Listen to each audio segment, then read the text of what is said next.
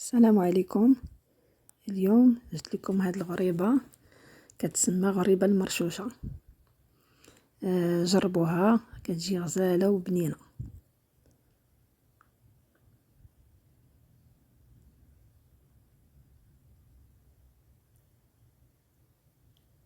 المقادير: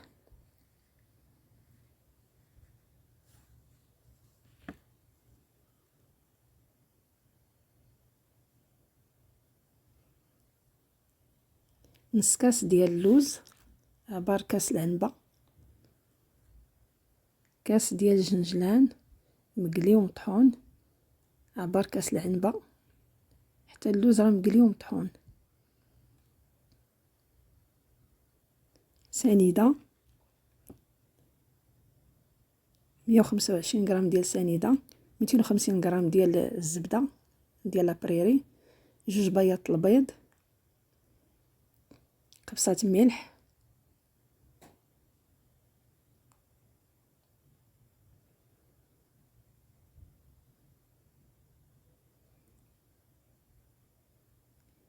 لاكاسوناد هادي اللي هي سنيده السمراء،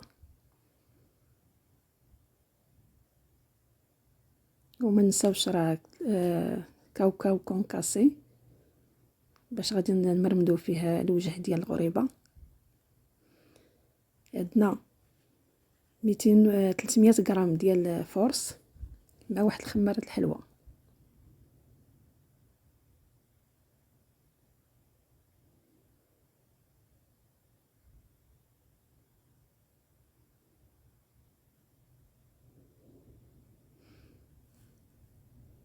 في الاول كناخدو الزبده بحارة المطبخ،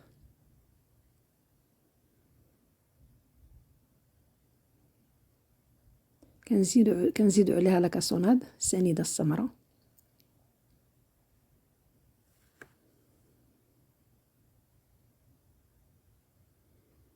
وقبصه ملح، وكنخلطو الجميع مزيان. تخلط مزيان تيولي بحال البوماد.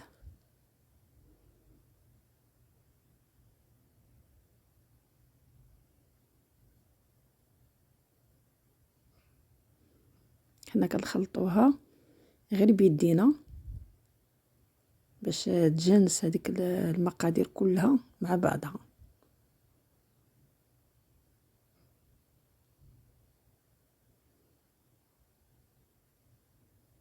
وسمحوا لي الا جا الفيديو شويه مظلم، لانني شحال هادي ما لحت في هاد القناه ديالي شي وصفه، وهذه اول وصفه بعد داك الانقطاع الطويل.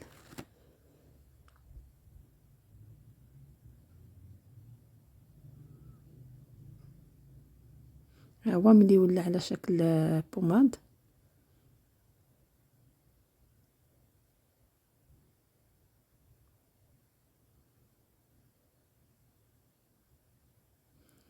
هنا غادي نزيدو الجنجلان واللوز،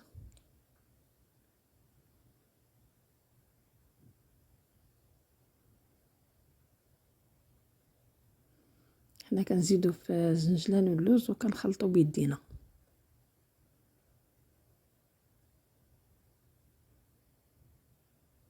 كنخلطو مزيان.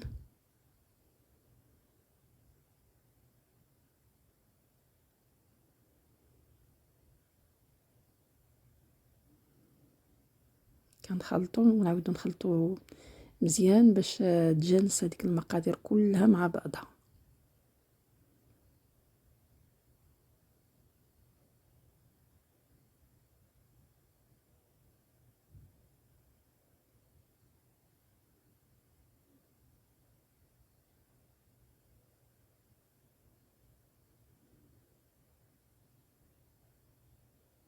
من بعد كنزيدو الدقيق،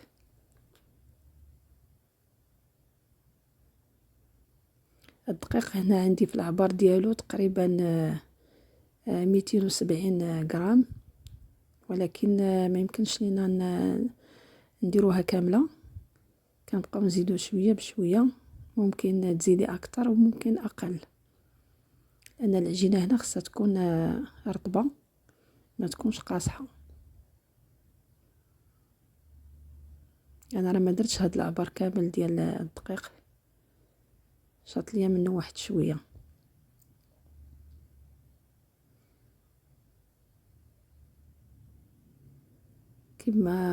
كما قلت راه درت الدقيق وزدت عليه داك خماره ديال الحلوى، وكنبقى نخلط مزيان حتى تجيني العجينه بالشكل اللي بغيت، لينه تكون رطبه ما تكونش قاصحه وما تكونش جاريه،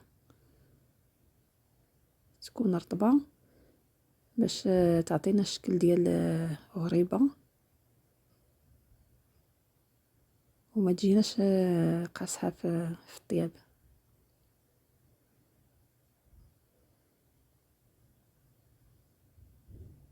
وانتم كتشوفوها انا مازال كنبقاها مازال شويه خفيفه، نزيد عليها شويه ديال الفورص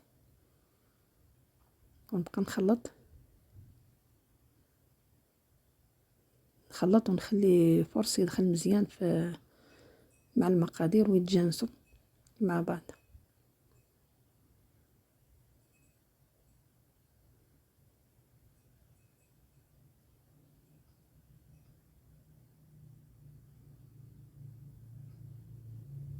هاد الحلوى راه كتجي غزاله بهاد المقادير ديال اللوز وديال الجنجلان، كتجي روعه. ماشي غنشكرها لكم وانما بالتجربه ان شاء الله، ملي غتجربوها غتشكروني عليها. هي تقريبا تجمعت لي العجينه، نجمعوا المقادير كاملين، غادي نشكل واحد غريبه باش نشوف القوام ديالها واش هو هذاك.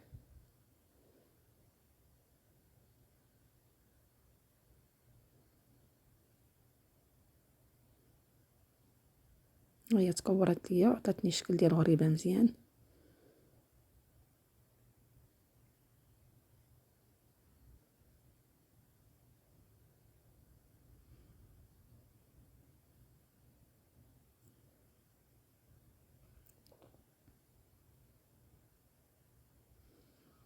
دابا خديتها وفندتها والوجه ديالها درتو في بياض البيض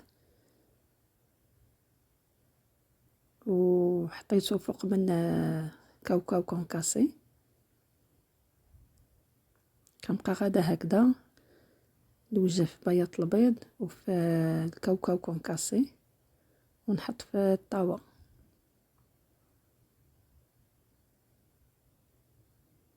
كنبقى غادا تدريجيا بهذا الشكل حتى نكمل العجينه ديالي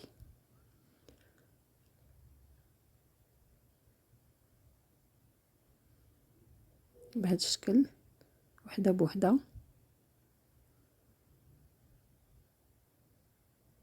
راه كيعطي واحد المنظر غزال وزوين وسهله في التطبيق وما كتاخذش الوقت بزاف.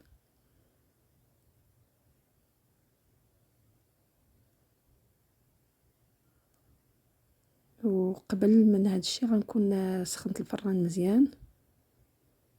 انا ملي كملت الحلوى ديالي وغريبه ديالي نكون سخنت الفران مزيان، ندخل الطاوله ديالي في الفران ونخليها طيب على حراره متوسطه، يعني نخلي العافيه تحت منها. هذه ماشي ولا بدات ديرها يعني طيب على وجهها في الاول، حتى هي ما كتجيش مشقه وما خصهاش تجي مشقه. ها هي ملي طابت جات غزاله وبنينه وحتى المنظر ديالها غزال مع الجنجلان ومع الكاوكاو كونكاسي، عطاه واحد المنظر زوين. نتمنى تجربوها وغادي تعجبكم وبالصحه والراحه.